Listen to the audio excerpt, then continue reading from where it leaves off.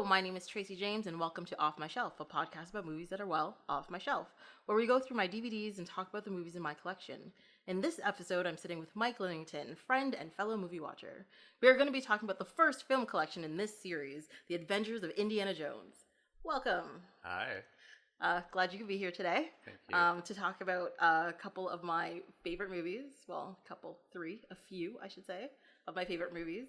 I really enjoyed preparing for this episode, sitting back, taking notes, watching it, getting lost in the adventure. So I half prepared. You half prepared? What is half prepared? I just watched and then gossiped with other people about Indiana Jones. Oh, so you kept your gossiping to other people, not with me, so we can gossip as we record. So I got weird drunk factuals from people randomly telling me Indiana stories. Well, I do find that very interesting. Drunk factuals are usually the best factuals that you can get anywhere. It was also surprising how many people are excited about Indiana Jones. Yeah, because it's great. Well, yeah. What? No, it is, but it's also like, a wide spectrum of people love Indiana Jones. Yeah, well, because it's the adventure of it. They're simple adventures where there's a clear line between what's good and what's bad, and then they go and they have a goal, and then they meet the goal at the end. They don't make it, this gray area and with these. I mean, there's nuances to the stories, but they're not overly nuanced to that. You're just like you have to introspect about it when it's finished. Indiana Jones is a grave robber, though. Yes, I agree. They're like, and he murdered a lot of people. Oh, yeah. One of the notes I made was the way people died in these movies. Like, a ridiculous amount of people die in these movies. He really on screen. He's good. He can shrug it off. Yeah, and walk away, and he's just all good about it. Sociopath. Yeah. Or psychopath. What is psychopath or sociopath? Psychopath. Because psychopaths are the ones who don't have also, he thinks emotional connection to other people. But he also thinks he's better than... I don't know. He's not connected to people either. I don't think he thinks he's better than people. He's just really smart. Always using friends and killing them. He doesn't kill them. Makes a game out of it. His friend gets killed. There's a difference. All the time. Well, yeah. I mean, at the end of the movie, he still has friends that are alive.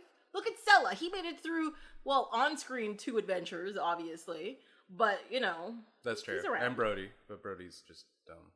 Yeah, he's been around for a while. Well, he wasn't apparently. dumb in the first one. He was dumb in the last one. No, he's not dumb. Oh, yeah, he's dumb. No, in the last movie... They make fun of him in the last one. Well, yeah. He got lost in his own museum. But he's very smart about the factual things, though. Book smart. Yeah. He's book smart, not street smart. There's nothing wrong with that. Well, if you're in a jungle or another country somewhere, yeah, it can be dangerous. Which happens.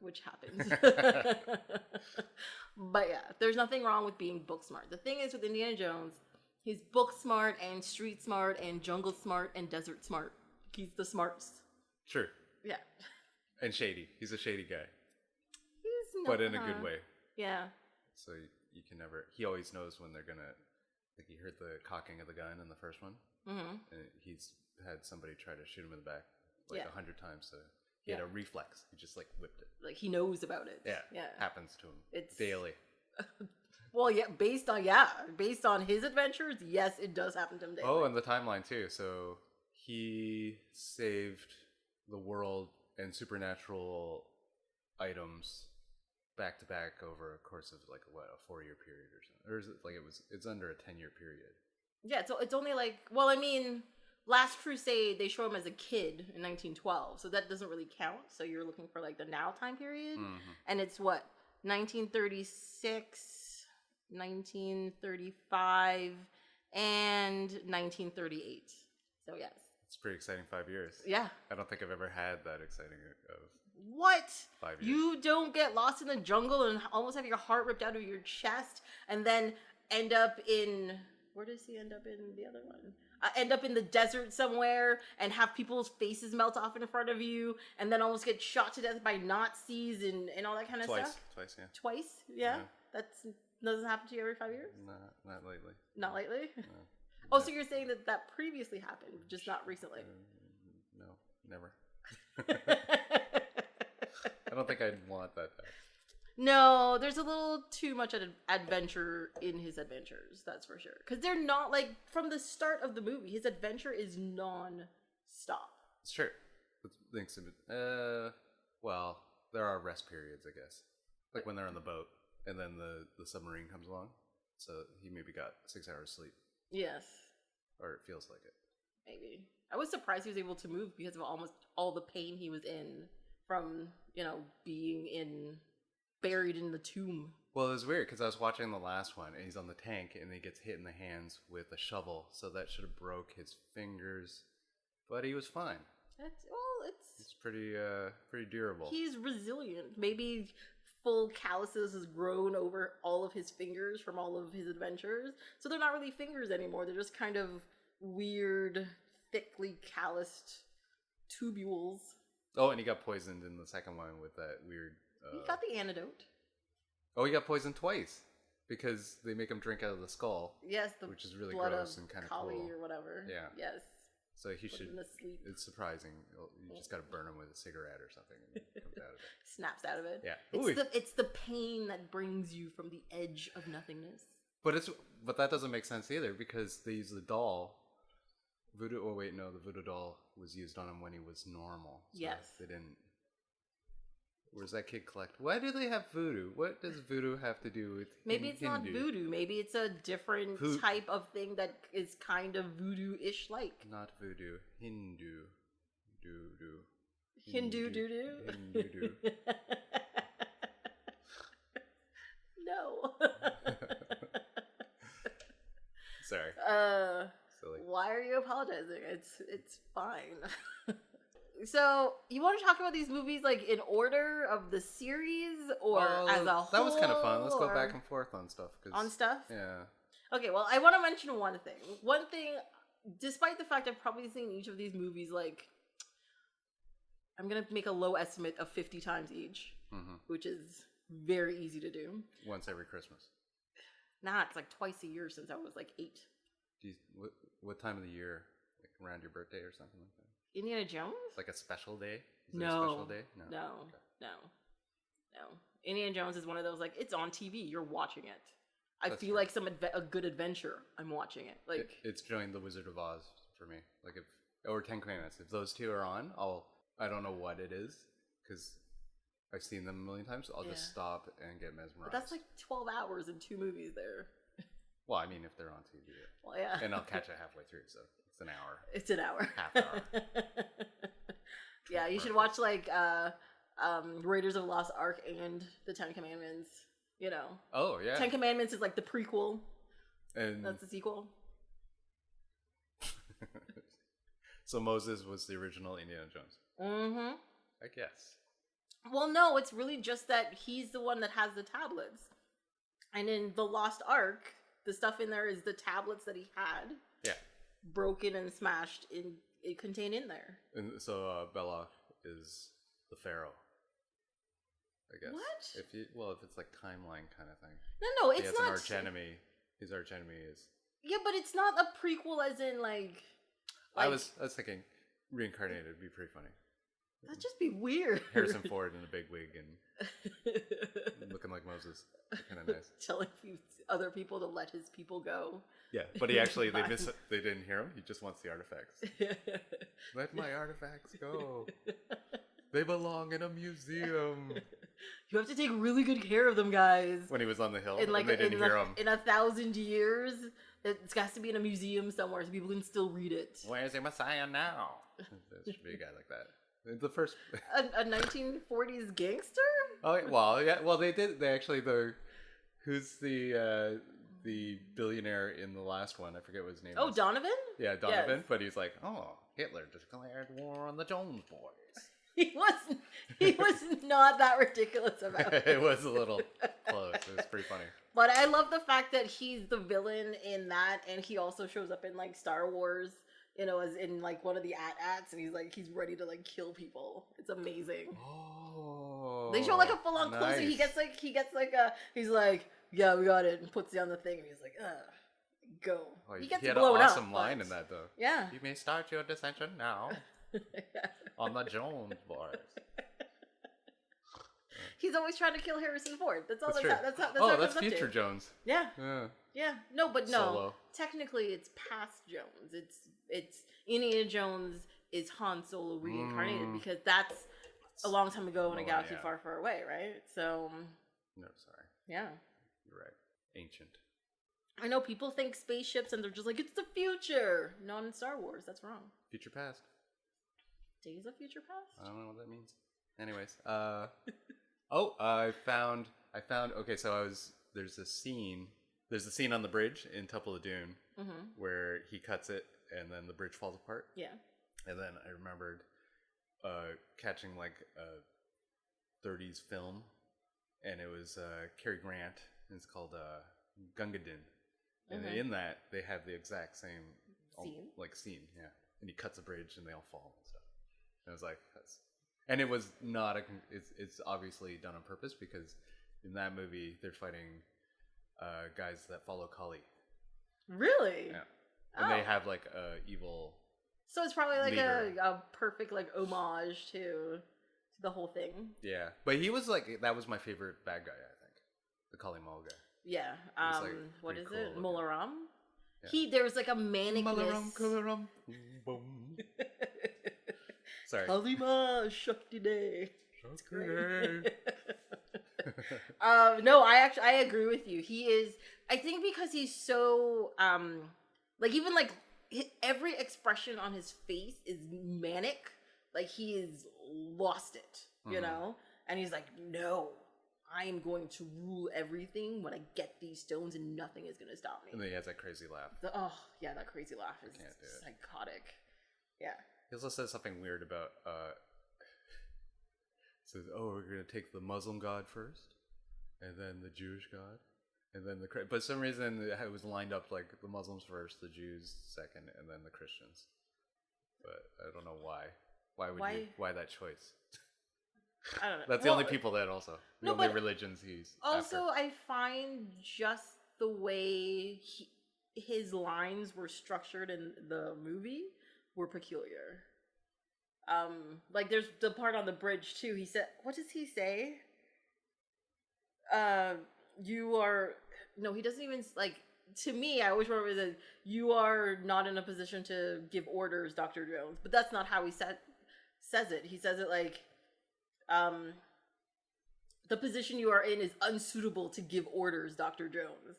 That's what he says. And it's a properly structured sentence. But nobody talks like that. Like, unless you're a villain, I think and you want to emphasize something, you're never talking like that. I think that's what it is. And that's what made him fantastic. I loved it. Also amazed that everybody can speak English in India. In I don't know what year that was, 1930s. Yeah, but they were specifically talking. They made a bunch of references to the colonization and the British and all that kind of stuff, and how what did he say? Like the British colonel guy was an unexpected guest, and they like to show up at their convenience or whatever, you know. And the British guy was like, "Are we inconveniencing you?" And he had to be like, "No." He was just pointing it out. And I was like, colonization. And of course, at a fancy banquet where a Maharaja is, of course, they eat monkey brains and gross insects instead of butter chicken and saggy paneer and delicious food. You know, butter chicken is the Americanization of something, right? I'm sorry. Why are you like this? I don't know. I'm not denying the fact that Indian food is delicious, but yes, I think it's. I mean, So if you go to India, you can't get butter chicken? Yeah, now you can. Of course you can. You can get whatever you want wherever you are, anywhere, unless you're chilled monkey brain. If you ask the right person, they might be able to arrange it for Snake you. surprise. Oh my god, snake surprise! That kid's reactions in this scene was amazing. I love Short Round. Yeah, Short Round's great. He's great there. He's great as Data. Amazing. What was Short Round Data? In the Goonies, he's the Asian kid. His name was Data in Goonies? Yes. So weird.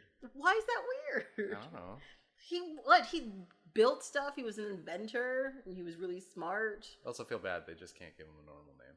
Why should they give him a normal name? Who needs normal name? Like, what's Chunk? What's his real name? What's Chunk or Chunk? Chunk. In the Goonies. What's his real name? Or his character's real name? Edward. No, it's not. No, I don't know. And then there's Mouth. Really, only it's like, what's Josh Brolin's name? Well, there's the kid. His name's Andy. And then his brother. And they have normal names. Everybody else has nicknames. Okay. I believe you. Anyways, one thing I did notice for the first time while we were watching these movies is that they all have the idea of wayward father figures in them, which I don't know why I didn't pick this up before, but I should have, but they're there. Oh, yeah. Every single one. Yeah. Yeah. Because you have, what's his name? Lost Ark. No, well... He was like a father to him. The professor, yeah. And then you had Indiana Jones to Short Round, who looked up to him and whatever. And then, of course, his actual father, Henry Jones, was like... They hadn't talked to each other for, 20 years, I think he says in the movie? 20 years. So, yeah, it's like wayward father figures in there. Which I was like, why... Like, based on the amount of times I've seen it, you'd think I would have picked that out sooner.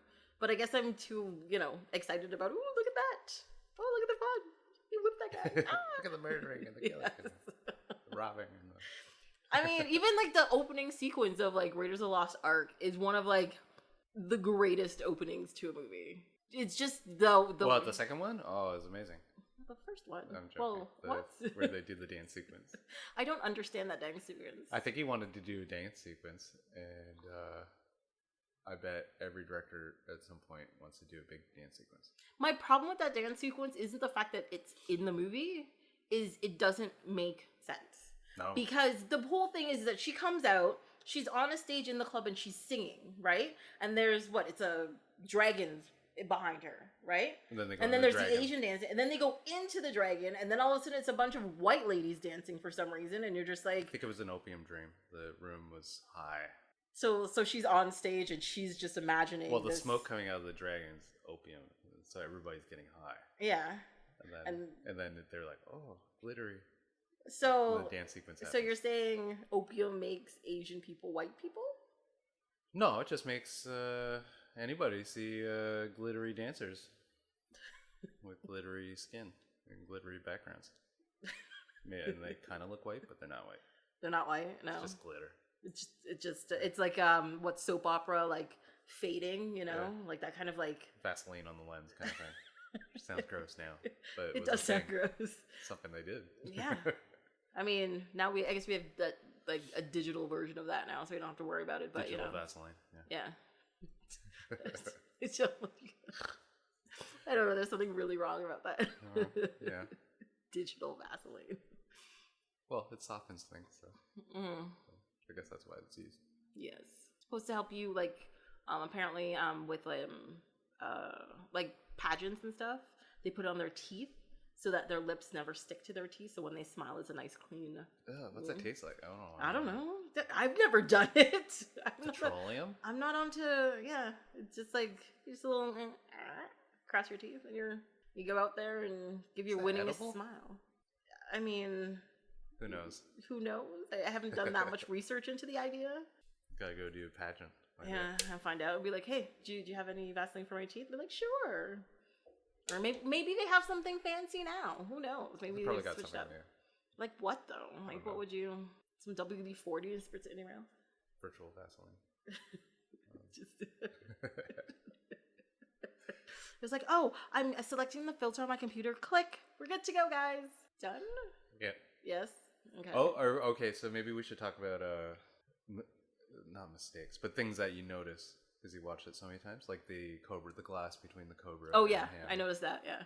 That was one of the first things that I, noticed watching the movies multiple times was that sequence. And of course there's the chase sequence on the rails in Temple of Doom. Of course there were models they pull out, show the model shot, and they go back in, whatever.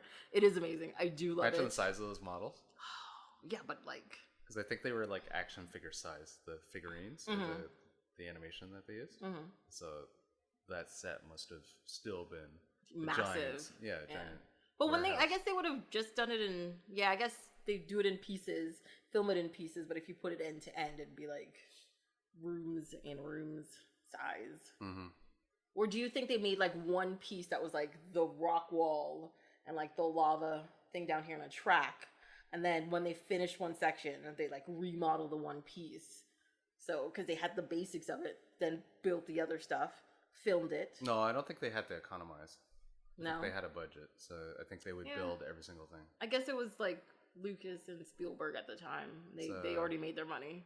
Well, when they did I don't know if it was before Star Wars. Oh, maybe it was when THX, that sci-fi one. Mm-hmm. But they made a studio ILM, Industrial Lights and Magic. No, but wasn't that after? I don't know. think I don't it know was if that it was early. when they made Star Wars. Mm-hmm. But anyways, they did. No, it would have had to have been after they made Star Wars. I don't think it would have been before. That wouldn't have made any sense. Because they definitely did not have a huge budget for that first Star Wars movie. Well, they kept the same concept people for a lot of the movies, and then the same effects people. The same with the music guy. Mm-hmm. So John Williams, yeah. Yeah, it's just kind of smart. His music is It's just the greatest. I love it. Yep. Yeah. And the animation and stuff, and the effects. Mm-hmm. Oh, and the background paintings, all the big. So it'd show them like on a cliff, but then they would superimpose the painting, and it was like in the back. Yeah. Yeah, it was a huge giant painting made of glass that they filmed over top of it. That's really cool. Yeah, those things are awesome. Yeah. Get one of those home. It's just a whole wall. Just like, there you go. Oh, I bet they still own them all. Yeah, because they're probably beautiful. Imagine like they made like I don't know how they last because it's on glass, so I don't know. Does that? I guess it depends on the like medium they use, like what kind of paint they use. I think they use oil paints and stuff. See, I know if it's acrylics, it would definitely crack, and if it was like, do you think they'd use like a wall paint or just like an artist paint?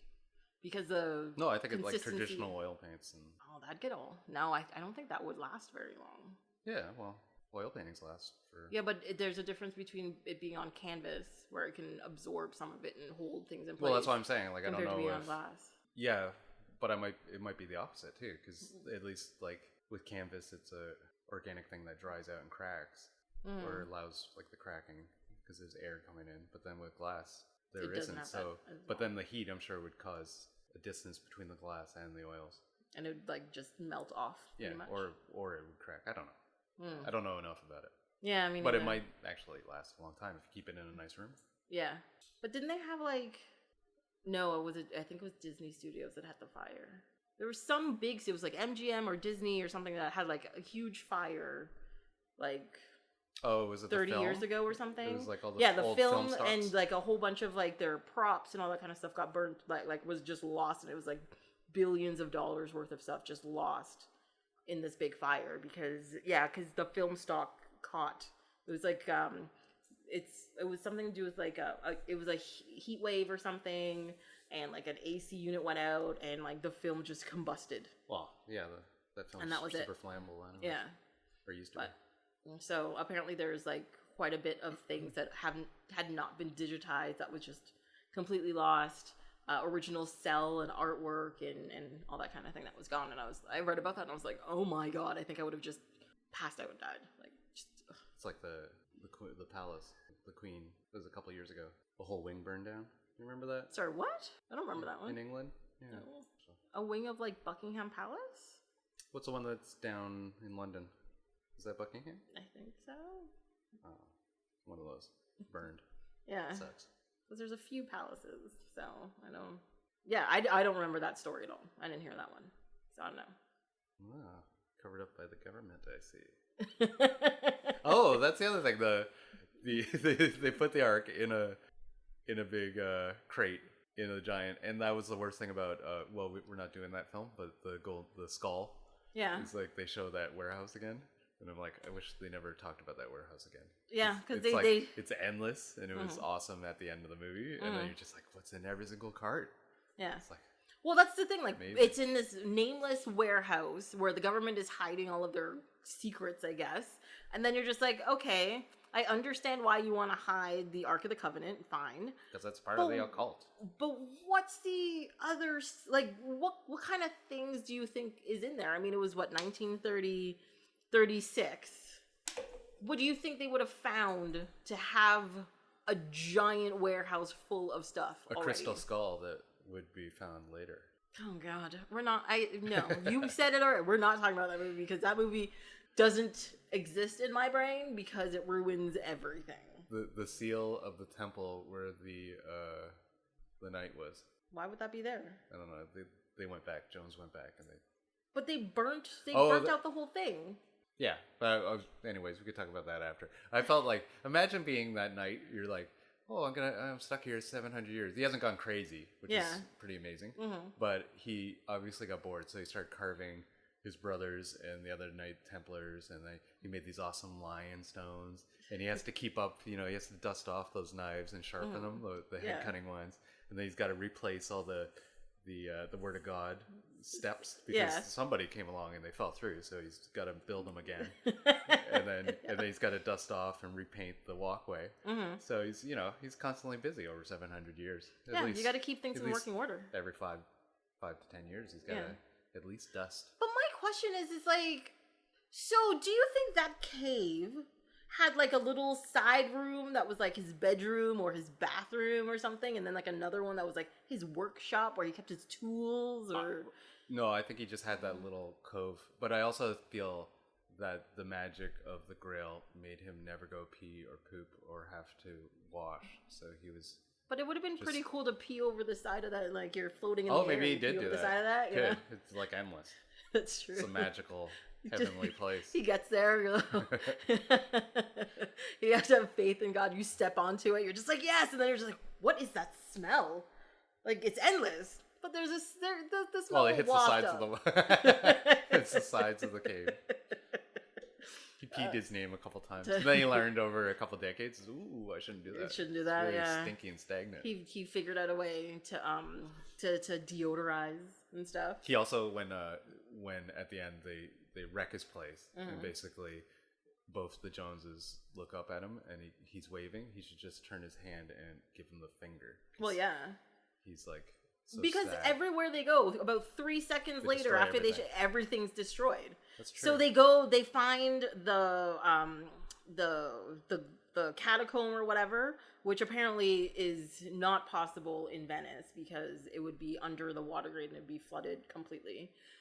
Well, we could even talk about the temple in Temple of Doom. It's the most magical place in the world that has lava, waterfalls, big giant ravines with crocodiles or alligators. No, they ran away from the temple when they got there. That's different. It's all under the temple. They kept on walking down those weird stairs behind the booby statue. But there's no waterfall back there. Oh, well, that was that was after. That was at the bridge. And because they had the area where they were like digging into the earth and mining and stuff. Yeah, there was lava thing, whatever. But then they got out the end and then they crawled back up and then they were running back to where they came from and they passed like a river and all that kind of stuff on the way there. So yeah, it makes sense. I think even I'm thinking about it now is like Indiana could have just not stayed and just told the English guy like, hey, they're stealing all the kids. Or just even assume that he's doing that. And he's like, we found this necklace full of fingers and ears. Maybe you want to look into that. Yeah, that's true. That'd be enough. That would be enough for him to like, yeah, I'm going to bring the army. See, but I think he wanted to like verify for himself. Find like fingerless people.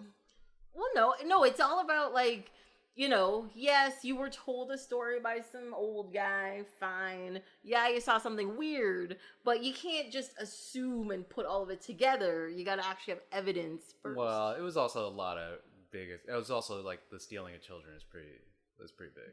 Yeah, but there was no evidence of the children. That'd be enough for people to like. Well, yeah, because they were stolen. It's like they're missing. Yeah, they're missing. Where are the children? Who knows? Let's go find them. Exactly, and that's what he did. There they are. They're collecting gems for Kalimal.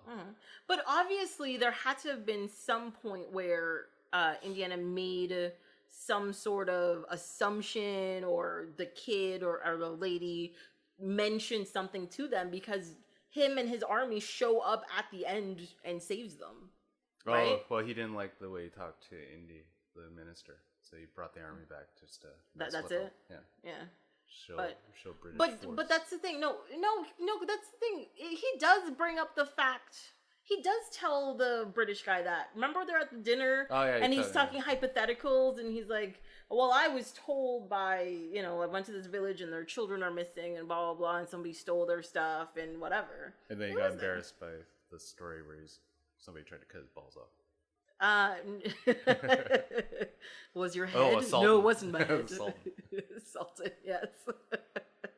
I liked the fact that he doesn't say anything, but he's just laughs and he's like, no, not that. Slowly looks down and just like, I get it.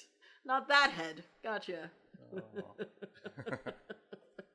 But I must admit, I did. Oh, I also noticed I never thought that he was rude, and then I watched it again, and he's like, they're about to die in that chamber, which is a really cool chamber. For a short round, and he trips the wall. Oh, he's mean to Willie, yeah. Yeah, but he's like he just constantly just says "shut up" over and over to her. She's just screaming, which really helps the situation when you're panicking, and it's pretty. But good. I think she was the worst female in all of, or the worst love interest in the 3 movies.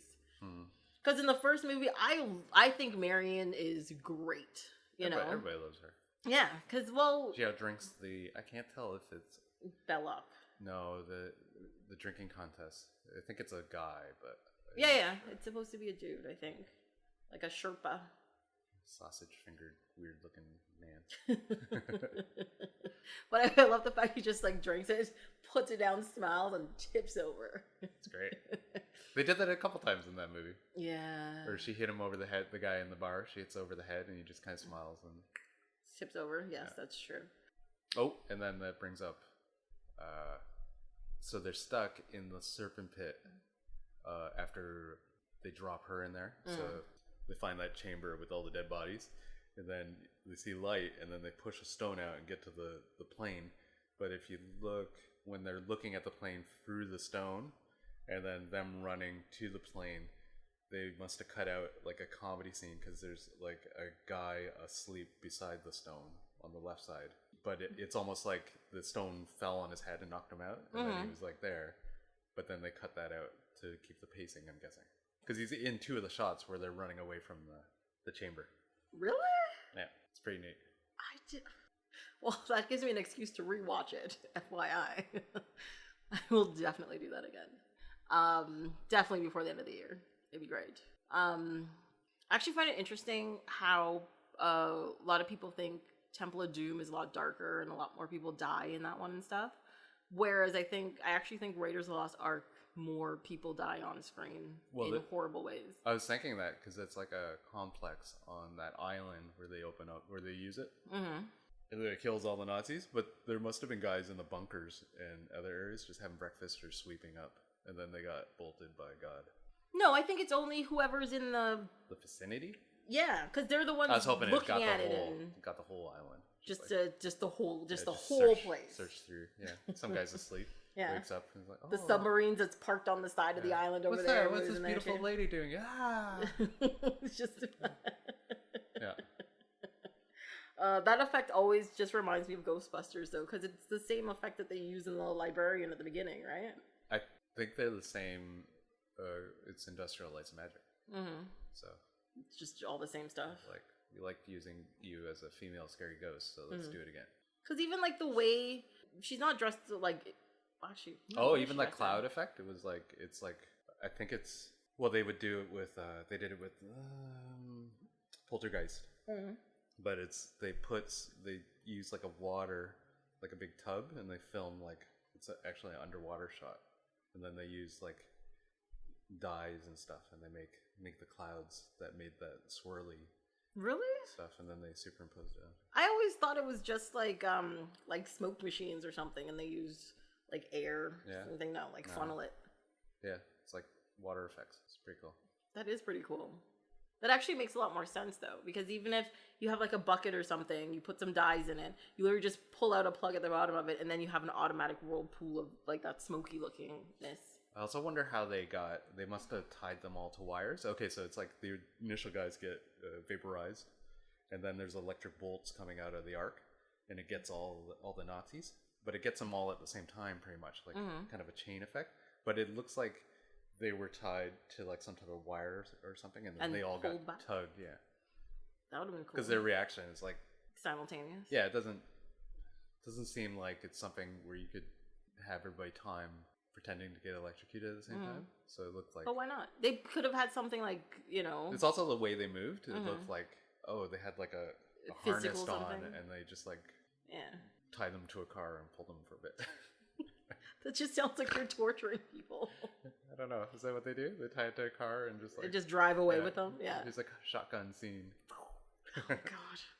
I mean, how else do people die in that movie by being, what is it, impaled, poison darted, shot, stabbed, blown up, chopped by propeller blades, flying off of cliffs so they get run over, and Wrath of God melting their faces. So yeah, there's a lot of... Anybody choke? Well, the monkey gets poisoned. That's Did I say true. poisoned? Poison dates. Yes. No, bad dates. Oh, that was the drunken conversation. Thanks to Tony Gold. He said that, I don't know if it's true, because he liked it.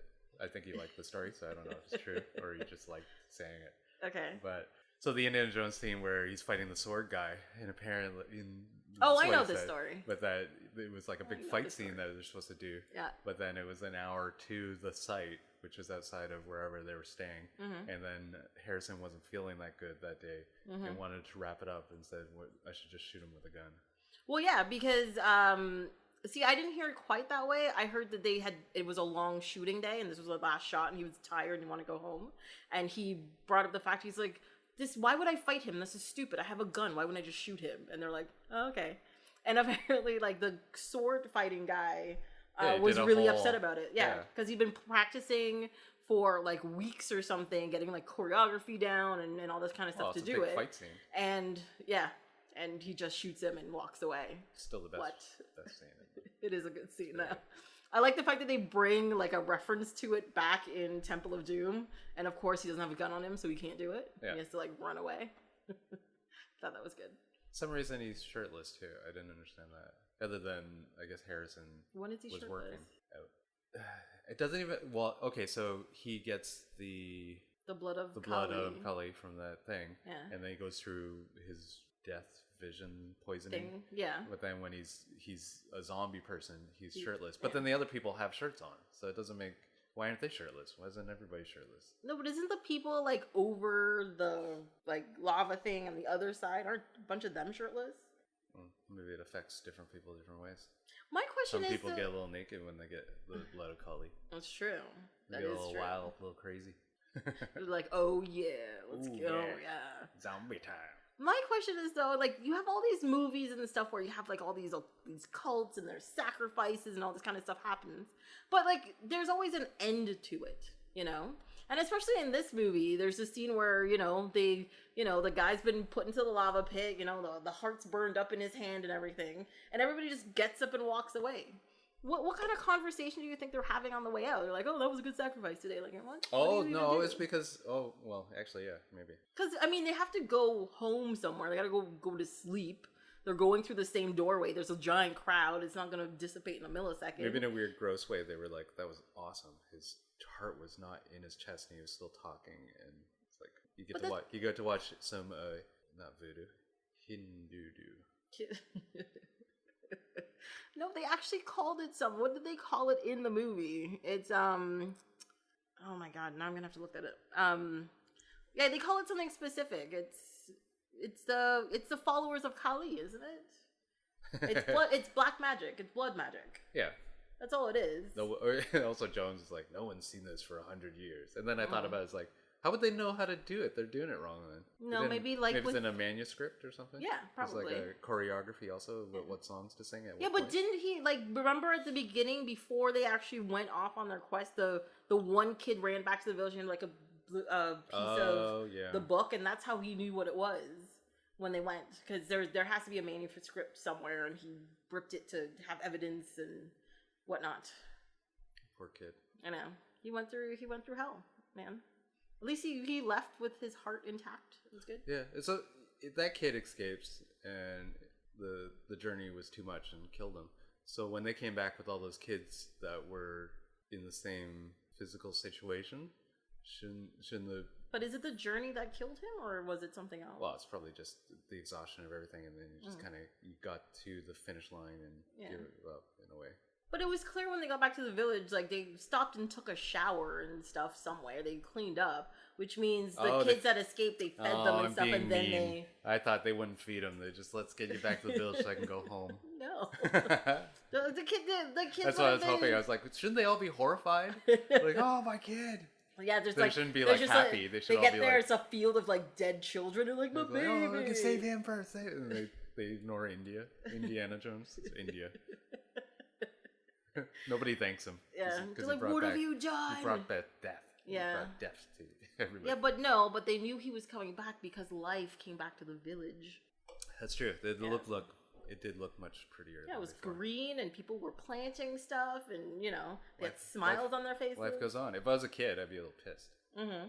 Why are you guys so happy? You should be sad. Like, do you not understand what I just went through? And you guys are here because your potato crop came in? Come on. Yeah, I'd be upset about it. I guess that's what I mean in this world. I'm gonna go join Cully.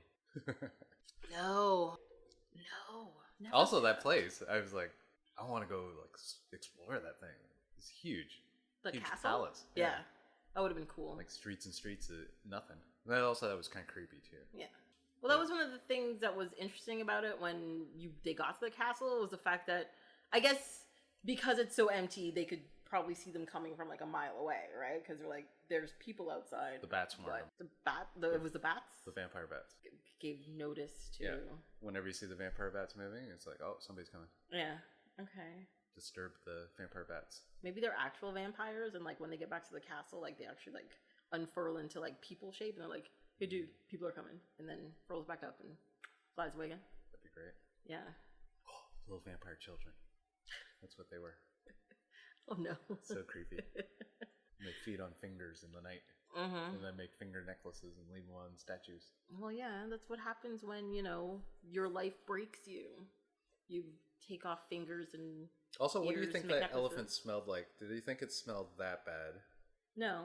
It just smelled like... It's the I fact thought that... it smelled earthy and sweaty. No, the whole point is that Willie was an obnoxious individual. Like, she was a high-maintenance woman who could not, quote-unquote, rough it in any way, shape, or form. She also murdered a whole cart. Those guys, they were in the mining cart. Mm-hmm. She punched the guy square in the face, and they fly sideways, and then they all fly off the track. Yeah. So she technically murdered a box full of men with one punch. It was 3 of them, and they were trying to kill them. It's pretty cool. Yes. She's pretty good with the one punch. Yeah. Well, because Just straight on punch. It wasn't even a hook punch or anything. She was really tired of being, what is it, that she got dirty and she broke a nail and all this kind of stuff, and she just couldn't take it anymore. That's And all her it voice was. gets really deep when she says, I hate you. Yes. It's very funny. I have so many... I don't know if it... that was the other things somebody brought up was like the second one felt more vaudeville slapstick, but then if you actually watch each of them, they have about the exact same amount. Yeah. For some reason, it didn't read it. It read more comical in the second I one. think because of the And the third one, setting too. of the second one, it seems more... The comedy seems slightly more out of place than any other movies for some reason. Like misread? But No, like out people of... getting slapsticked?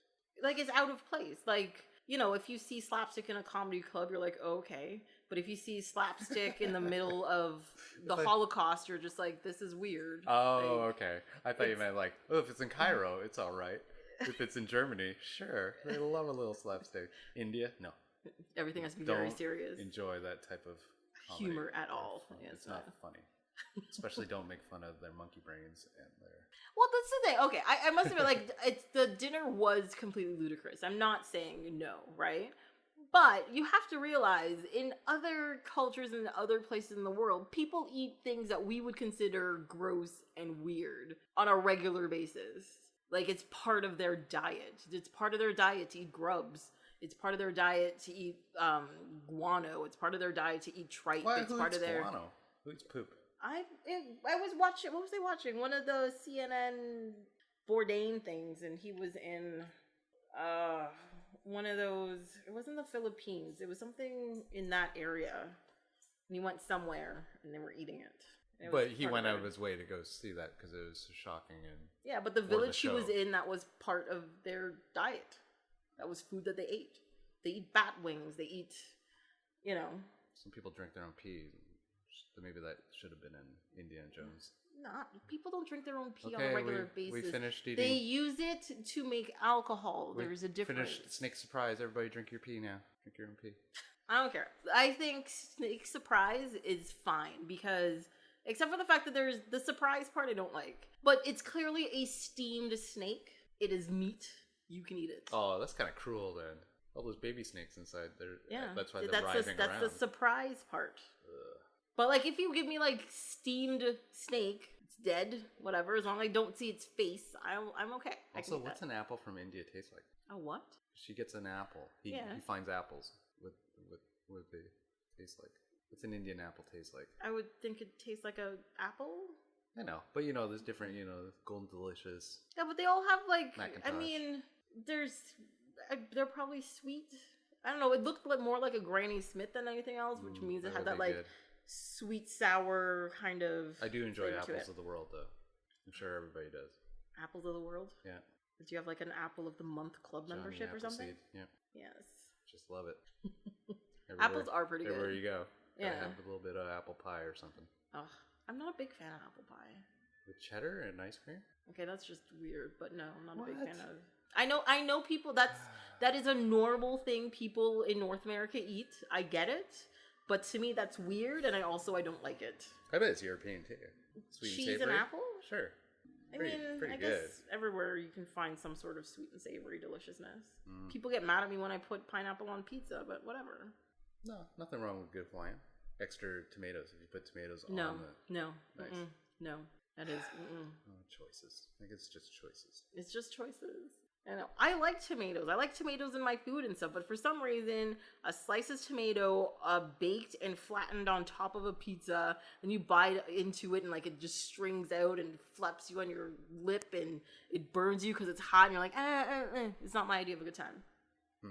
It's a whole sensory experience thing why I don't like tomatoes on my pizza. That's okay. Let's talk more about, do you want to talk about Marion or... Who's the third one? She doesn't... Dr. Schneider. Even though they do have sex, it wasn't like a love interest. It was more like it was almost like she was like an equal in a weird way. No, but the whole point of that scene was to, quote unquote, seduce Indiana into having an affection for her before it was revealed that she was a Nazi. Yeah. But she still, like, it was a weird reaction when she had the goblet and was like, wanted to share it with Indiana Jones. No, because she has she just got really frantic. Really weird. She has the same unlike what Hitler wanted was I want to live forever. She was also interested in the adventure, the going after the thing, and she got the thing and she wanted the thing, which was the goblet, right? The glory of having it. Finding treasures. Yeah, and she did what she wanted to do. But she wanted to share it with him. Well, no, they were. It was weird, but also it was like, oh, yeah, she's still kind of nice, but she's not nice. She isn't nice. 5 minutes ago, she murdered her partner. Yeah, for like fun. She's like, this is. But it might also be one of those things where I have a feeling that Schneider and Donovan were having like an affair. And she thought that was the only way out of it was to kill him, right? You're into it. Well, she should have killed both of the Joneses then. No, but that's the thing. She understood, like, Indiana Jones more than she understood Donovan. Yeah. Right?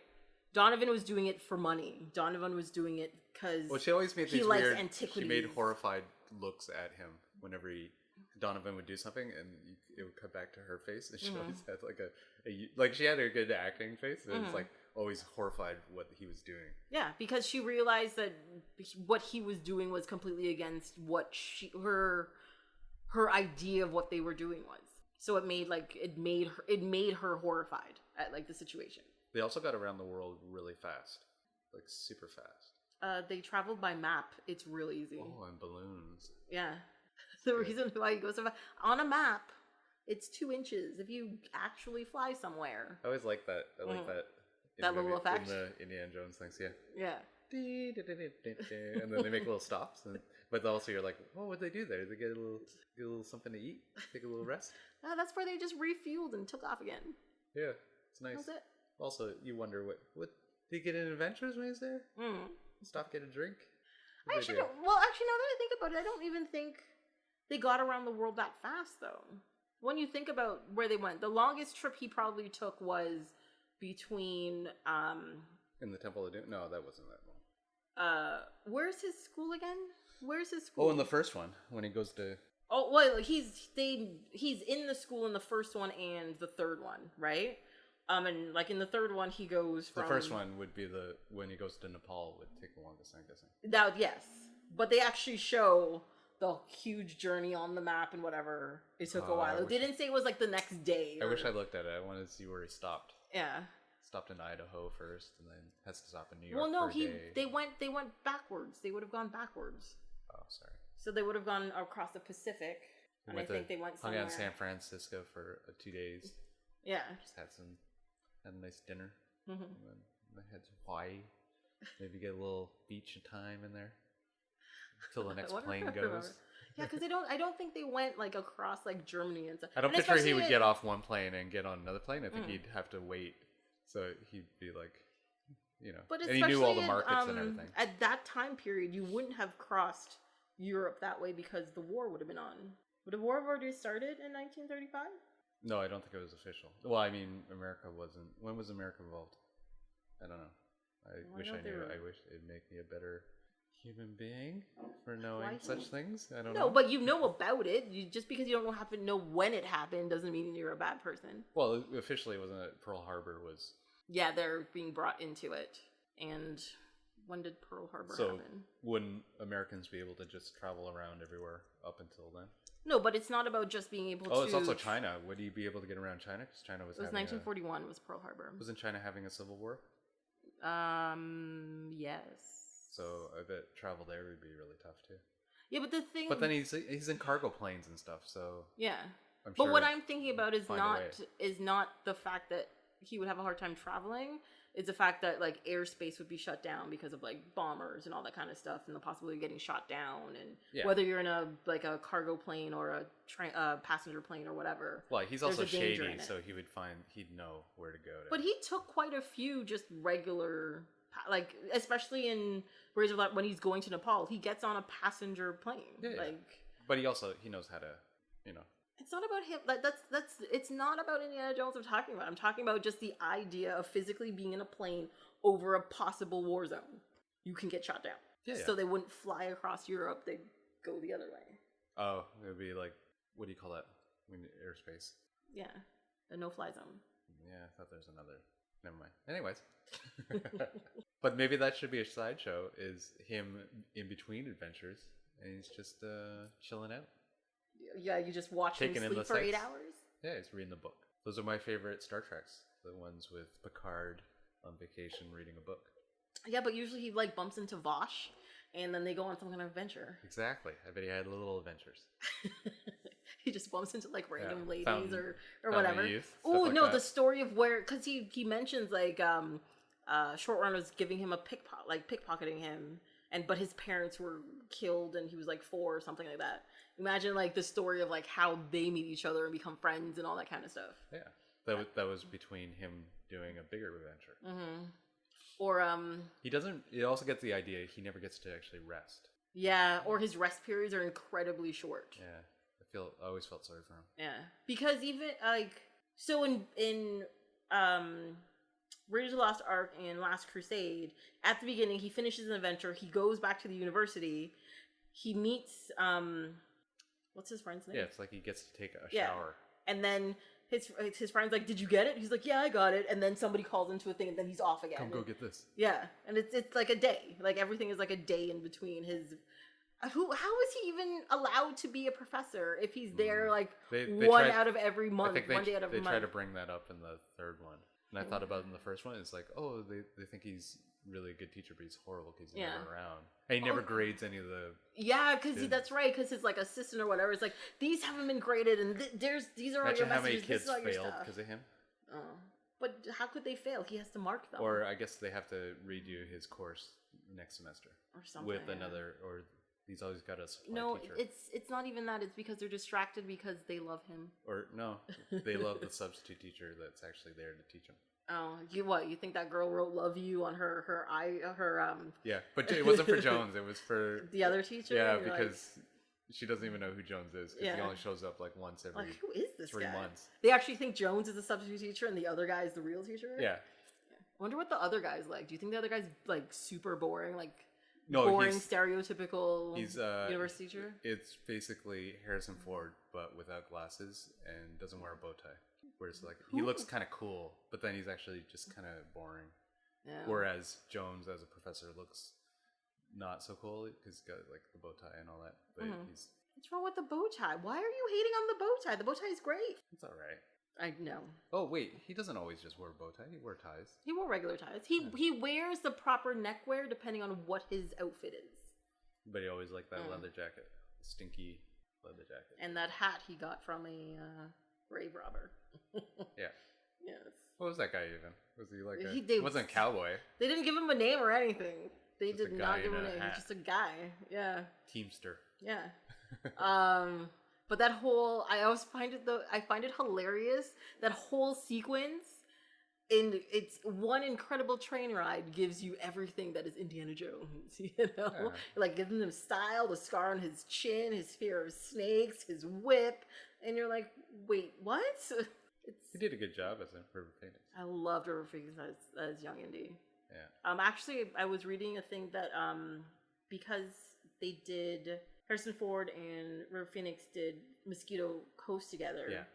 And he really liked him, and he's the one who was just like, no, he should be young Indiana Jones. That's he was cool. the one who championed for him to do it. Didn't he live fantastic. a life like Mosquito Coast? Like actually River Phoenix and his family? They lived in the jungle at some point. I'm gonna say this: I've never seen Mosquito Coast. Oh, okay. But the actual the family, the River Phoenix and Joaquin and those guys, they lived like missionaries or something. Well, his parents were hippies, and that's why they have such like names like River and Joaquin. That's really all I know, and that he died of a drug overdose. So we can make up all the rest. Yes. Harrison actually was his father. Because he was a hippie too. At one point. For just a year. And Harrison Ford was a hippie for a year? What does that even mean? And then he had an illegitimate child who he gave them to the Phoenixes. And they called him River.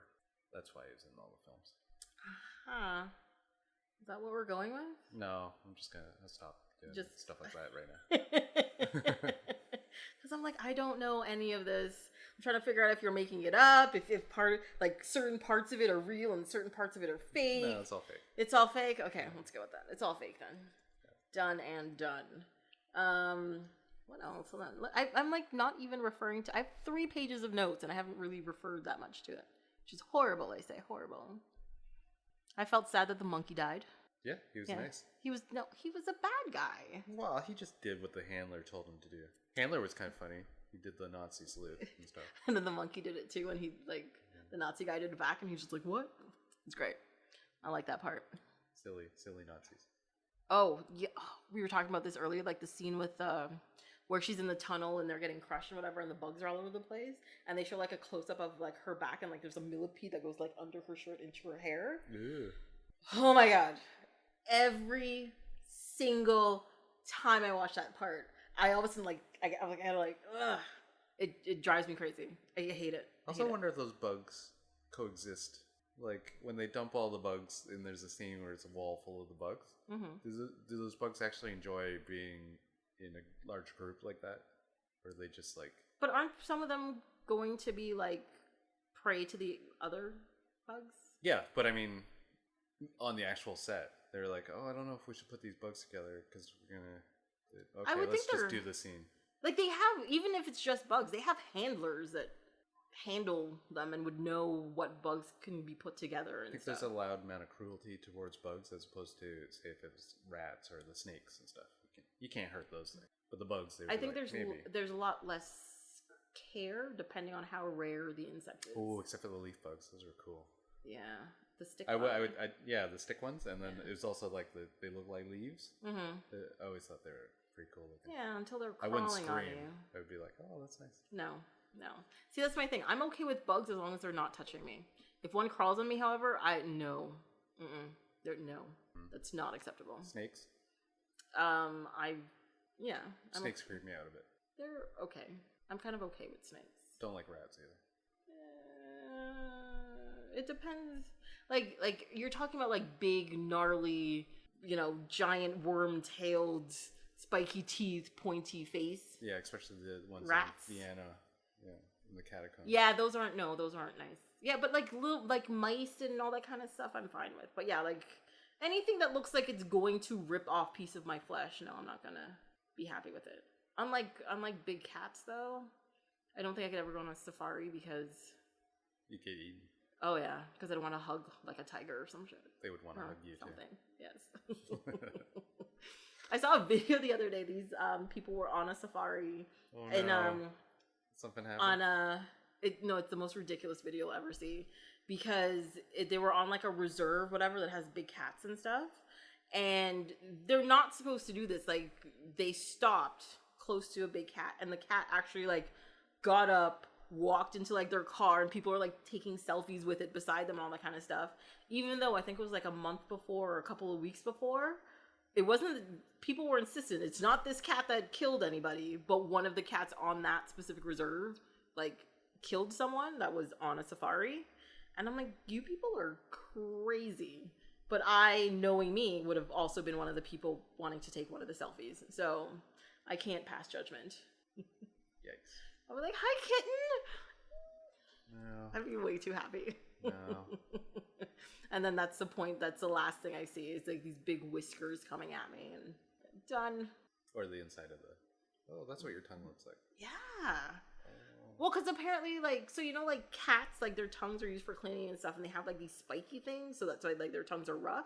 And on cats, like big cats, apparently, it's like that is still on their tongue, and they're longer. It's used to rip flesh, so there's a good chance if a cat like that licks you, you can actually lose skin and I flesh. thought it was used for tasting also. Well, Taste if something's edible. Tongue, yes. So yes, it has taste buds on it and stuff. Yeah, but that's why they lick. No, but isn't that why they sniff it first? I don't know. I don't know. I'm not a cat doctor. What a cat? Well, veterinarian, I guess, is That would be a who cat specializes in felines. Yes. There you go. I'm good. I know terminology for things. I'm great. What's another point? The fact that in Last Crusade, Sean Connery, and no matter what he does, can get away with having his same accent, and we allow it, we accept it, and we're like, that's fine. You're just you. Because I mean, even in like, he has his regular, oh my god, I'm gonna say this wrong, Irish accent? Scottish accent. It's toned down a little bit, but it's clearly there. I mean, even in like movies like Hunt for Red October, he's supposed to be playing a Russian. He clearly sounds Scottish, right? Cool. But people accept it. You're like, that's Scottish fine. Russian. Yeah, and you're just like, no matter. That's the thing with Sean Connery. He's supposed to be an alien, but he's Scottish. He's Scottish, yes. You know, and in James Bond, he's supposed to be British, but he's Scottish. Well, I guess it's part of the. What's the one where he's in the jungle and he's Medicine Man. Yeah. Yeah, he's Scottish. He's supposed to be American. He's Scottish. Isn't that the same thing with like Entrapment with Captain to the Zone? He's supposed to be American, but he's clearly Scottish. Oh, what's the one that The Rock? The Rock, yes, clearly Scottish. Yeah. But he works. It's like he's James Bond because he's part of British intelligence and they captured him. So Name of the Rose. He's supposed to be an old monk. Italian monk too. Yes. But he's Scottish. Just Cause, an American. That's one of my favorite movies of his. It's so Name of the Rose. Bloody. Name of the Rose? Yeah. Well, there's a vat of blood. Yeah, Pig people blood. get drowned. He drowns in it, right? Yeah, Somebody one of drowns the in signs it, of the apocalypse. And one of the monks died from poisoning of ink trying to eat the pages. A couple of them did, actually. Yeah. It was such a weird movie. I remember the first time I saw it, I think I was too young to watch it, and I thought it was like a fever dream thing. You know, well, because it was a point in time where I remember finding it.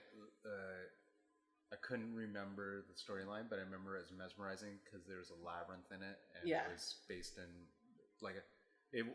even when you were little, you knew it wasn't supposed to be a fantasy movie. It's supposed to be based on something real. Mm-hmm. And so it was like, it was amazing. Mm-hmm. And they use yarn to get through the labyrinth and find their way back and stuff. But then, years and years later, I watched it again. I'm like, this movie is real. And because I'd never remember the name of it. I remember Sean Connery's and it was something to do with monks. And I remember the guy drowning in like the vat of blood and stuff, but then it was on TV or something. Christian Slater's in it. Like yes, he plays the young monk who's his kid. his like assistant or whatever. Yeah. Ron Hellboy's in it. Ron Perlman's in it? Huh. Okay, I don't remember that one. He plays like there's the zealot monks. There's two hiding out. And he's one of them? He's one of them, yeah. Oh. It's a movie I haven't seen in a long time, though. There's also Just Cause, which is a movie a lot of people haven't seen, but it's a good movie. Have you seen that one? No. It's the one where he plays like a lawyer in like Louisiana or something, and this guy's on trial, and they believe he's innocent. And it's... Wait, Sean Connery's from Louisiana? Yeah, or something like that. He's He's Scottish. Scottish. There's also a movie I haven't seen in a long time, but I just remember like it has like this crazy twist ending, and yeah, it's great. Oh, is the twist ending like who's the other one? It was actually he actually lied to everybody and did it. Yeah. Yeah. What? Well, yeah, exactly. That type of thing. Like, not Primal Fear, but like Edward about, like, Norton, I think was.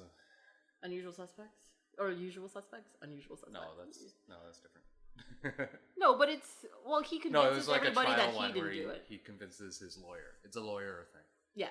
But the lawyer totally believes that he's innocent, right? Yeah. Yeah, and that's the same thing with Just Cause, is that he's a lawyer, he completely believes that the guy doesn't do it, and then they figure out the evidence and everything, and they make a case, and so he gets off, and then that night the guy sort of confesses to him that he actually did do it and then tries to kill him and stuff.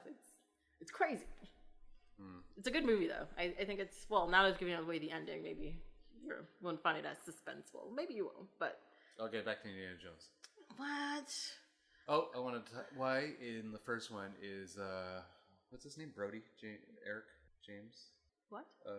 Indiana Jones's friend, and also like Indiana Jones Sr.'s friend. Yeah. Brody. What's Brody's first name? Oh. Am I supposed to know that? John Brody? I don't know. They say it a couple times. But in the first movie, he's kind of competent. In the last one, he's completely not. Yeah, but I think that has to... But the thing is, in the first movie, he doesn't actually go anywhere in the first movie. He goes somewhere in the third movie. All he does is, in the first movie, he brings him into like the auditorium to meet the dudes, and they talk about it, and then he says his book smart stuff. And they're like, he goes back to his place, they have champagne, they say, "Oh, I'm gonna go look for it." And then he's out of the rest of the story. Like, he doesn't do anything. He also has those moments where when you find it, no one's ever... humanity's never dealt with before. But he has like moments like that in both films. But he says it to Dr. Schneider, and she does a double take. He says profound stuff, but then he gets lost and says silly stuff like, "No, I don't want water," and he says, "Fish make love in that." It's very weird. When he's at the train station and they're trying to sell him stuff, and he actually says that, and then the next day somebody's trying to sell him a chicken, he's like, "No, I'm a vegetarian." It's just like he's mumbling to himself, and he also knows nobody speaks English, so it's like, why are you talking? Well, he's talking to himself. Well, they say that's a trait of very smart people, is that a lot of very smart people talk to themselves to get their own thoughts in line. He also says pen is mightier than sword, and laughs yeah, to because himself. He does a weird thing with his hands, like instead of shaking his hands high, like yay or happy, he does a weird little twisted wrist. But he's in a tank. If he puts his hands high, he would hit the ceiling. He could have put his hands still up where his head was. He put them closer to like where his shoulders were and shook his upper body. What's wrong with yay? Like Wallace and Gromit or something. There's nothing wrong with Wallace and Gromit. No. It's very cute. Toast Gromit. I love those movies. Those movies are great. He also how many people did he murder? The tank driver. Wasn't that Henry Jones Jr.? Senior, I should say. Isn't he the one that was in there and he grabbed the gun and fired it and then it bounced around and killed the driver? Oh, okay. So maybe he didn't kill anybody. Yeah, I don't think he killed anybody. He also got Indiana Jones Sr. got upset that Indiana Jones, like when he was killing a lot of people, he said he was new to it. But then by the time they were in the tank, he literally within the tank, I think, killed about over 25 people. No. He shot the cannon, the side cannon, into the side of a big Oh, truck. that's right, and he whole blew up the blew whole truck. Oh, and it was that's full right. of soldiers. And then you see Yeah. him flying in the air and everything. But I mean, they were shooting at them and trying to kill them. Yeah, it's true. They did. I mean, there's nothing. I think it was good that he pointed out the fact that, you know, Indiana Jones seems to be having fun killing all these people, and he's just like, why are you smiling right now? You just killed like 100 people and burnt down a castle. What's wrong with you? That is one of the best scenes in the first one where he's riding that truck and he's crashing everybody off the sides of cliffs and stuff. But he's having fun. It's so horrible. Nudging the truck. And then there's the whole fight sequence in the cab, and he fights the dude, and he survives, gets back to the cab, and does the same thing to the guy, but that guy fails and gets run over.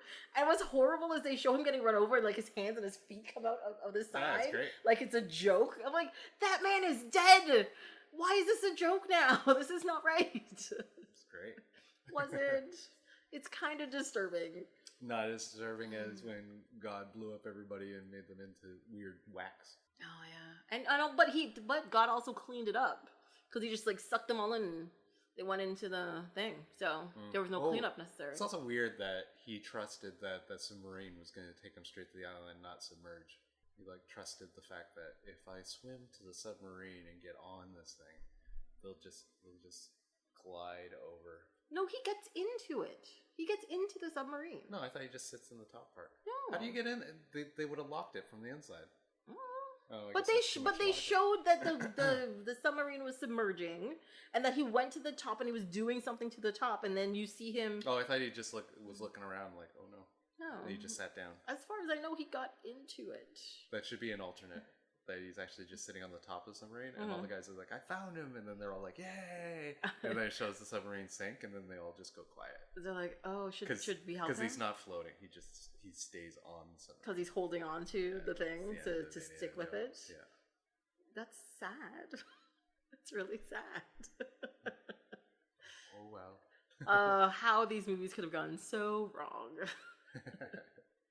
I would have loved to see his adventure to finding Muachi though. Like, what kind of like super inappropriately stereotypical things they would have done in China. It would have been fun. Oh, what did he do to his hand? Burnt it. Remember, one of his goons came and tried to take. Oh, that's right. It was his son. Yeah. Yes, it was his son. But he did something to his hand, so. Yeah. I'm assuming he stabbed him in the hand or something. Oh, I was hoping he was like making breakfast or something and took a frying pan to it. Yeah, because if you're making breakfast, your frying pan is hot, then you would have burned him, I guess. Yeah, stay away from my Wachichi. I forget what his name was. Muhachi. Muhachi, that's it. It's what is it? The remains of the first emperor First Ming Emperor. First Ming Emperor, yes. Oh, and then there's a Ming Boz in the third one. Yes. That's what he smashes. Oh, but it was fake. It was replica. He looked at the crosshair yes. of it, and it was wrong. Yeah, and then he smashed it more. Yeah. Which I don't think making even more noise would have. I think the Nazis were already coming to get him anyways. So. Well, yeah, because he smashed through an entire window. But also because Schneider is a Nazi, and as soon as he left, she probably went out the door and was like, "Hey, he's going in there. Just give it a second." And then they burst in. I could see her having fun and just like, oh, I see how far he gets. Well, yeah, she's looking at him like when he does the first go to the next building and then on the way over. But at that point in time, she would have just walked out the door. She's the bad guy.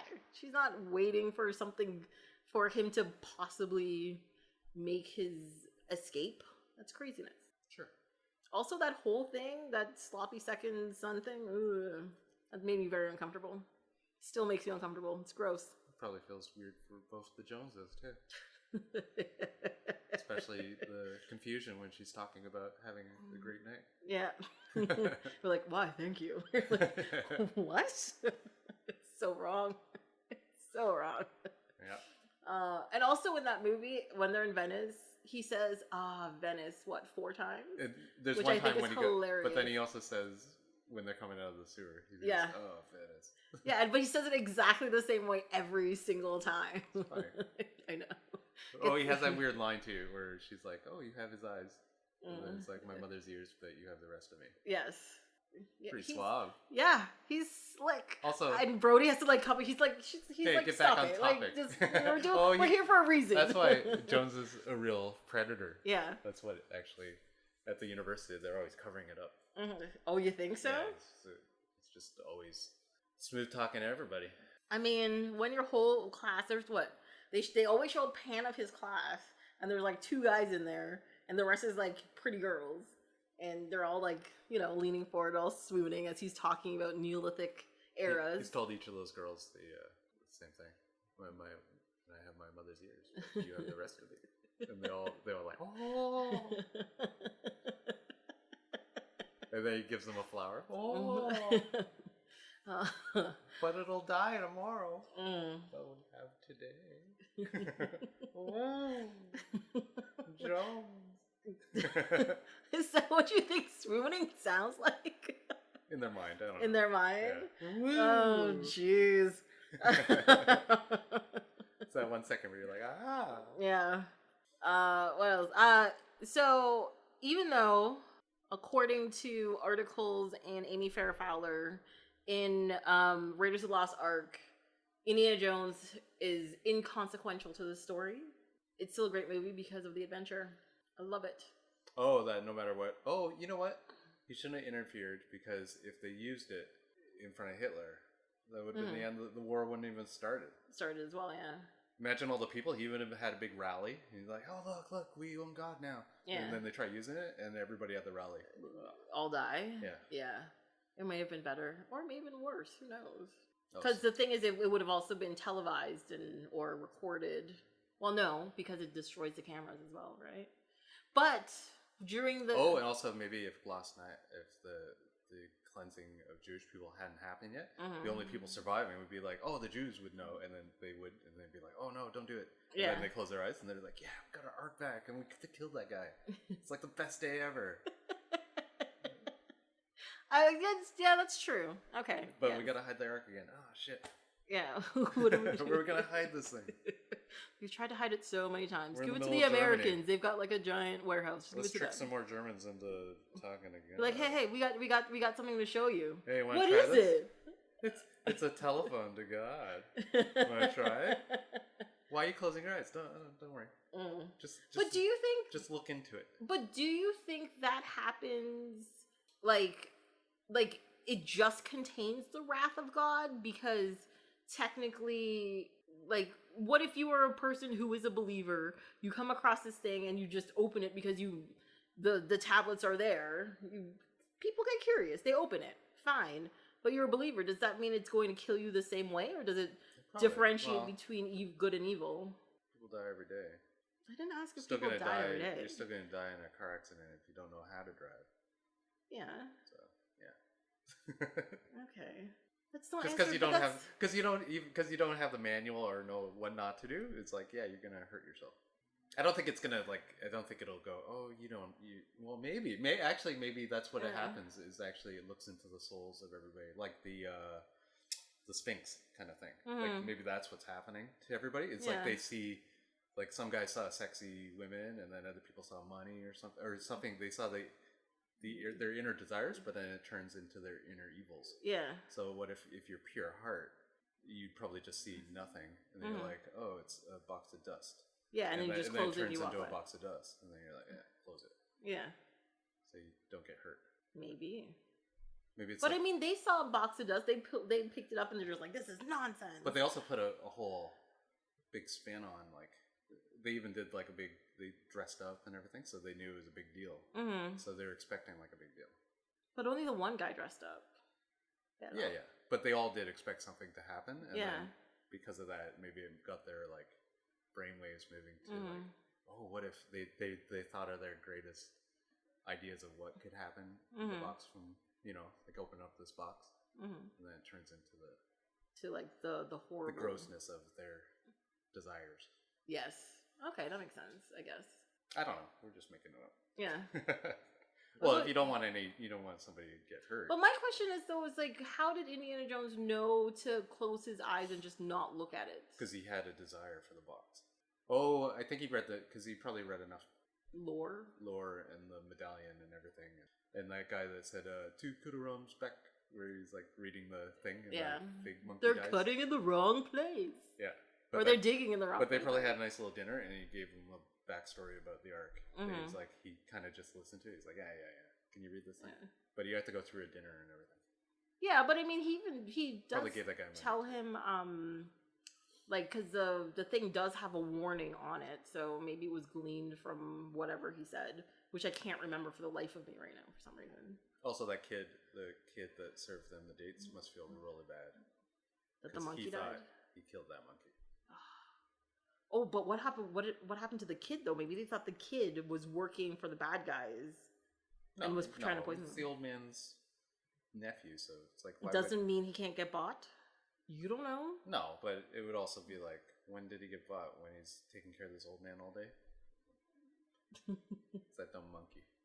It's just the monkey. The monkey did something to and then it ate it. Mm-hmm. It's like the monkey peed on the figs and then he poisoned himself. I don't know. Or it's just bad figs. Just bad figs.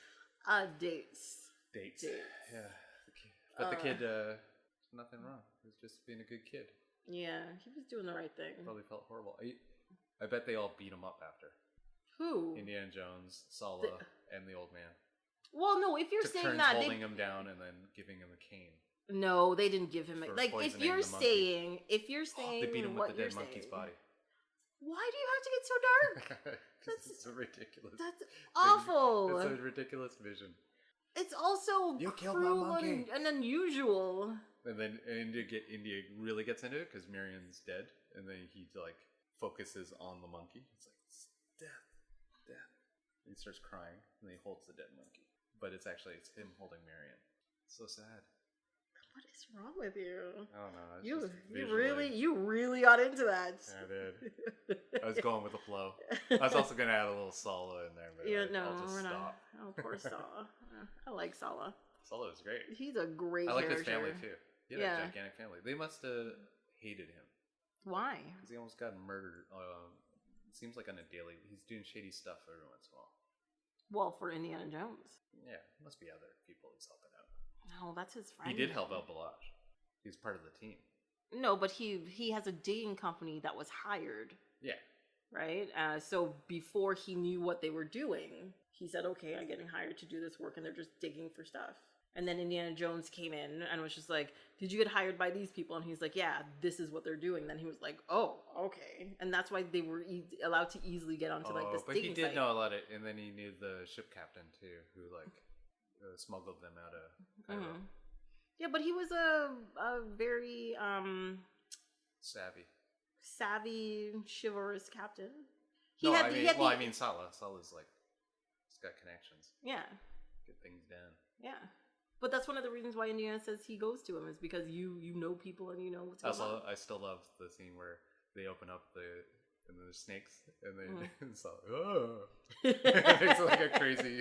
But that's the thing. It's amazing though. He doesn't freak out about the snake though. He freaks out about the face of the statue. Yeah. Even Indiana Jones was like, he's like, what? Oh yeah. And then he looks and he's like, oh, asp. Yeah. You go first. It's amazing. Oh, snakes. Why did it have to be snakes? Yes.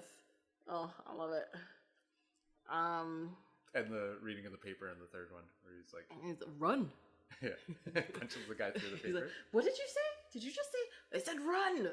He hits the guy. Yeah, it's great. It's awesome. The references to Star Wars in the second movie. What's that one? They're at Club Obi-Wan. The club at the beginning where they have the fight and stuff. It's Club Obi-Wan. Yeah, Obiwan. Yeah. There's a big sign on the outside when they go through the window and they show like a shot. There's a big sign that says it. Dan Aykroyd's the pilot, the guy who gets him the seat on the plane. Guy, yeah. Yes, did know that. I actually like Lao Che as the bad guy. I really wish that story kind of followed that guy. I thought that guy was cool. All three of those guys. They're all like solid bad guys. Yeah. Yeah, you can't. Also, wish I had looked up what other. I actually wish I took time. Did some research and find out what all the bad guys did in previous things. Didn't you say the bad guy in Temple of Doom, the guy that beats up the kids, he was in Willow? He was the main bad guy in Willow. Yeah, he was the dude that was on like the big horse with like the skull face mask and whatever. That's cool. Yeah, he was in that. And apparently the guy that was in like the sword fight scene that he just got shot. Mhm. He was actually in, I think I guess it would be the second movie as well. I think he was in that movie because I saw an associated credit for the other movie Okay. for me in it, and I was like, haha, that's Oh, fun. I bet he did the fighting. The Yeah. actual. He got to He actually got to fight that finally time. do the fight, or tell people how to do it. I don't Exactly. know. Maybe. Maybe. Who knows? Also, that dinner scene, boiled eyes do not look like that. Thank you very much. That really always Look like? they look cloudy. Because they're dead. No, because they're boiled. Oh. I don't know. Yeah. Okay. Because after you die, your eyes don't cloud over right away. It takes a while for like everything to break down and cloud over. But if you cook it, they're clouded over right away. Because it's a thickening of the. Well, whatever. maybe it was. Maybe it was fresh eyes.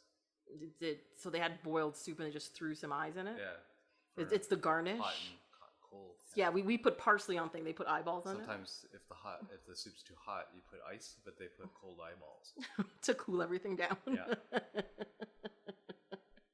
Oh, that's fun. And that kid was great. The kid that plays the Maharaja. Yes. I heard. He gives a speech. Amazing. Kate They looked Capshaw. over at everybody. Huh? Oh, yeah. Kate Capshaw. Go on. She's a great screamer. Yes, I noticed. Did you notice the reuse of screams?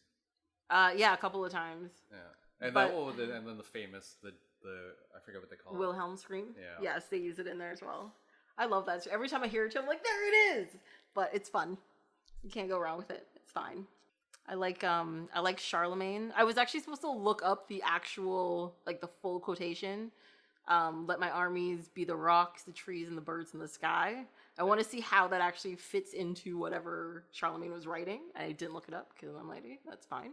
Also, the reference to when they met the Sultan in Last Crusade, and they go to the Sultan. They're going to go across the desert, and he offers them gold and stuff that were donated by wealthy families. He likes the Phantom. What's it called? Yeah, I don't remember what the car was called. It was a specific. You would think I would remember these details after watching these movies. Because the car that they were driving away from the planes when they get bombed was also a Royal Royce. The Rolls Royce. Yeah. Okay. Yeah. No, my thing is that they were saying that the gold was donated. It's probably like they kicked out Jewish families and stole all their stuff. I think it was implied. Implied, yeah. And I was like, oh, that got real dark. And it was fun. Also, and the butler in the German. In the castle with the tapestries. Yes. And I am Mickey Mouse. Just punch them in the face. Let's throw in Mickey Mouse in there. Oh yeah, it's good stuff. I like it. I think that's about it. I think I've gone over most of my notes at least. Okay. I can't think of it. Oh. But there's also the line of that I really like where the dad's in the tank and the guy comes down and he's telling him something and he responds, well, it tells me goose-stepping morons like yourself should try reading books instead of burning them. I always think that's like one of the greatest lines. And it's so perfect for that point, at least. Mm. Yeah. Then Hitler signs his book. Yeah, he's got that thing. If they had that thing still and they tried to sell, that thing would be worth millions. He should have signed it and then just thrown it in the pile. But they needed the information. I know, in but it was a book burning. Yeah, that's true. But it was a page he could have probably ripped out, or did he write it on like the map page? It's a page that was relatively empty. It was like his diary or something. Yeah, it's like Hitler. Yeah. Oh, and there's a scene in Raiders of the Lost Ark where the monkey runs away, and then Marion's looking for it, and then Indiana Jones is like, "Oh, don't worry, he'll come back." And then he hands her a fig, and she's like, "What's this?" It's a date. A date. But Yes. then he's like, "It's a date. You eat them." But he gets like high pitched voice. It's the craziest thing. It's fantastic. Yeah, it is really fantastic. Overall, I love these movies still. Like, I think they've aged incredibly well. I guess it's the classic, they used practical effects instead of trying to use, I know it was the 80s, but they were doing some sort of digital effects and stuff at points, but it was fun. It was fun. When it came into the theaters, they thought it was going to bomb, the first one. Really? Yeah, I remember being a kid, and the theater was my dad took me opening week, Mm-hmm. and there was maybe 5 or 7 of us in the theater. Really? So me and my brother and my dad, Yeah. and then a handful of other people. Maybe people just didn't know what to expect. Yeah. Maybe they Well, were it's a mad big it wasn't. gamble. Maybe they were mad it wasn't Tom Selleck. That's all.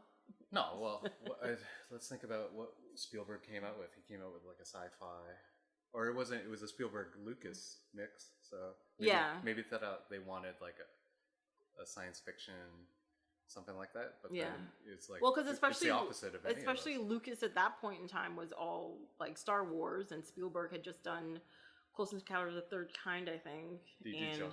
Was Jaws before that?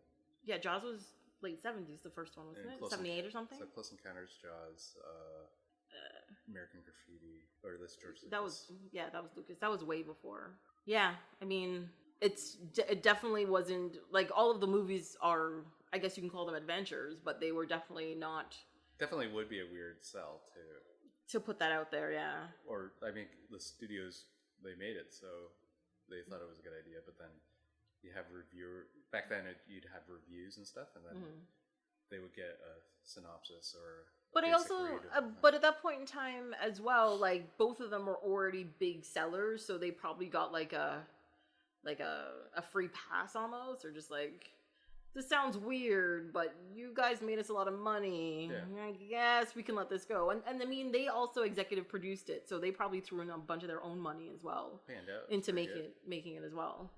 And they also they're notorious for signing percentage contracts, not lump sum contracts. So because they got screwed over with Star Wars. Yeah. So they get so much money. Like, well, they get their money. Yeah, it's all their money.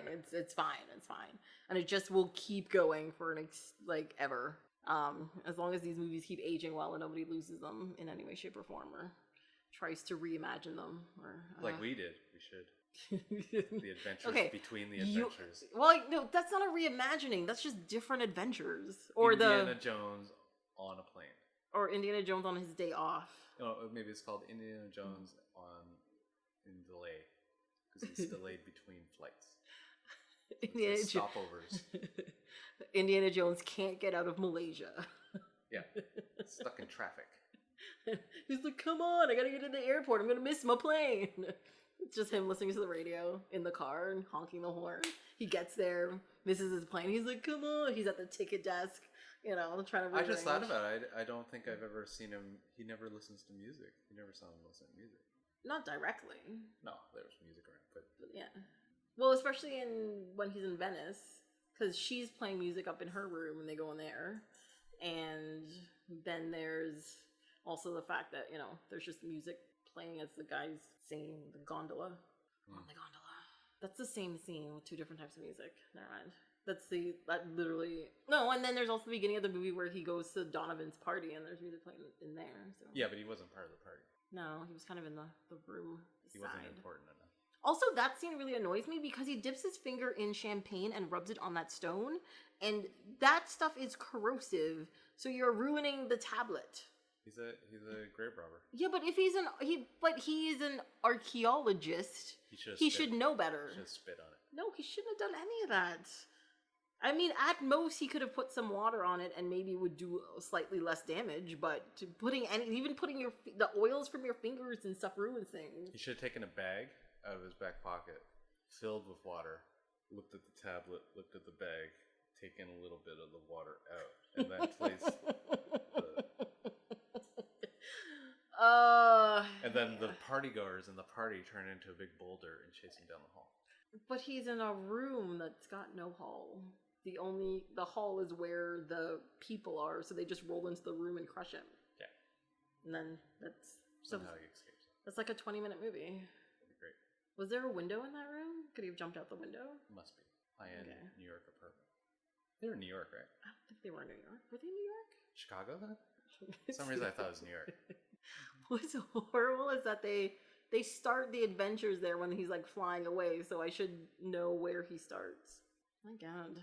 Oh, those should be actually maps. Should be a nice little cartoon illustrated map of the traveling path of the adventure. No, but if you're that'd be pretty cool. No, there's or even going from Delhi, or they're going not going to Delhi, but they're going when they go from the village. What's the actual village path, or you like have it so that it also opens up like where they follow the sky to where they walk down the mountain to the village to Bangkok Palace, and then to where the ravine is, where the crocodiles are, to them getting back to the village. I would not be surprised that if I Googled something like that, There's somebody who's already created those maps. The fictional one. Yeah. Or even there should be a side slice, you know, one of those old where they show the layers of something. It's all a Bangkok Palace, and you get, or even the castle in the third one. It's like, you get to see where the underground layers are in comparison to like the window we jumped out of. That would be cool, actually. That'd be pretty fun. I may have to Google that and see if I can find some of those maps. I'm trying to think in Indiana Jones, maybe the island would be a cool one, the submarine island, because it's like a submarine bay, and then they have to walk across. No, it's a different island. What? I think it's a different island. Where they in Raiders? No, that's what I'm saying. It's a different map. I'm no, saying but what I'm each saying of those gets a different map. Is where the submarine is docked and where they do the thing. Yeah, it's all the same island. I don't think that's the same island. I don't think it's the same island. Yeah, it's a big Nazi island. I don't. It's cool in my mind. It's like, look at that Nazi island. I actually think it's a separate island. Like, there's a specific... No, like, when they dock the ship, right? That is in, like, a bay somewhere, and they have a facility and a blah, blah, blah. Yeah. And then they are going on a ship to take it back to Germany, or whatever they're doing. But they're testing it out on the island. Yeah, but it's not where the submarine place is. It's somewhere else. Oh, I could have swore it was the same. No, I think it's somewhere else. I'm pretty sure it's somewhere else. Like 95% sure it's somewhere else. It'd make more sense if they tested it out on a Nazi lost island. But I don't think it would be a lost island. Why would it be a lost island? Well, like lost. Like it's like mythical, weird island. And just like a random polar bear shows up out of nowhere and attacks people and stuff. Nazi polar bear. Yeah. Nazi polar bear. It's white too. They love it. So like it's the perfect symbol for our company. They don't call it the Fuhrer, the Fuhrer. The God. Mein Fuhrer. Oh wow! Okay, yeah. I guess that's gonna be the end. end. That's a good end. Nazi polar bears, it is. Done and done. All right. Anyways, thanks so much for coming and doing this. It was fun talking about Indiana Jones and stuff. Some of my favorite movies, and obviously you enjoy them as well. I do. I got silly though, so that's all right. Yeah. If they do make more Indiana Jones, I just hope they're good compared to the movie that shall not be named again. Oh wait, aren't they making a new one with the? Never mind. I was about to do a myth. Okay. Those pretend conversations I thought I heard. I thought there's a new Indiana Jones coming out. What is it? Was it like another drunken conversation that you think is real and it's really not? Or listening into a half of two people on a bus talking about something. That's one of those. Where you're like, oh, when I hear interesting, but not. Yeah, when I hear people talk on the bus, they talk about how good salad is, and then they describe the salad, and describing salad is just telling you what the weird ingredients are. Where somebody says, "I heard this guy's going to play the new Indiana Jones," and then you're like, "What?" Oh my god! That's why you tune in, because it's strange that they're talking about Indiana Jones on the bus. Yeah. What else? Also, people get excited when they talk about things like that. But what else are you supposed to talk about on the bus? Apparently, salads. Yeah. Oh, it was the most boring conversation I ever heard, and I just couldn't stop listening to it. It was horrible. Did you try the salad? It was a Caesar salad, and they went on for about 20 minutes, going like, "Oh, I love Caesar salad. It's so good." What if it was a salad you actually never heard of, and it sounded amazing? Well, then yes, I would try to hunt it down. Yeah. But like her describing how good the salad was, like it was two people going back and forth, and like, "Oh, I love those croutons. Oh my god, the lettuce. Oh, so good. Oh, and the cheese." They just kept saying ingredients in the salad, and I was like, why are you still talking about Caesar salad? Well, and then I was angry for myself for listening to this bad conversation about Caesar salad. Also, if you never had a Caesar salad, it would taste pretty good. Yeah, but just be like, "Hey, yeah, I like Caesar salad. Yeah, it's delicious." What else did you have for dinner? They didn't know other people had Caesar salad ever. They were the first time, like, people who tried it or whatever. Do you remember, what's the first salad that you had that you were like, "This is an amazing salad"? I actually remember, it wasn't even the salad, it was more the salad dressing. It was one of the first times I was on a plane. I was like 6 or 7. And we were going to... Where were we going? Were we coming to Canada? I think we may have been coming to Canada. And on the plane, you had food. You had chicken, and you had a salad, and they gave you salad dressing. And this was the first time I had, I think it's called Catalina dressing. It's like the red dressing. Oh, yeah, it's nice. And it was the first time I'd had that dressing, and I put it on there. And I didn't use the whole pack, but I put it on the salad, and I was eating it. And I was like this, and I drank the rest of the dressing. Oh, you got a problem. Yeah, I had a problem at the time. But yeah, it blew my mind. I was like, this is amazing. So But it was like... It wasn't even a salad, it was the dressing. It was the dressing. Because the salad just had like a couple of pieces of lettuce and like some shaved carrots and like tomatoes or something on it. Boring. Yeah. Catalina? Oh, it was the first time I'd ever had it, and I thought it was the best tasting salad dressing I'd ever had in my life. Mm. Yeah, and so I'm over it now, and I don't have like a problem or anything. Don't look in my fridge. Do you have Catalina in there? No, I don't. Oh. I'm kidding. It was I a bet joke. you will tomorrow. I'm like, this memory makes me want to buy some. Yes. Once in a while I do that. Oh, I want a root beer. Oh, yeah. I think I Waldorf salad. That was one of the first where I was like, never had it before, and then it kind of blew my mind when I was eating it. Really? Because it was like, it's the mix of everything in a Waldorf. I don't know what's in a Waldorf salad. It's got apples, walnuts. I forget what the... Oh, is it like a it's a sweet salad? More like a fresh. It's like a nice, because you don't. I remember you don't put that much dressing on it. Okay.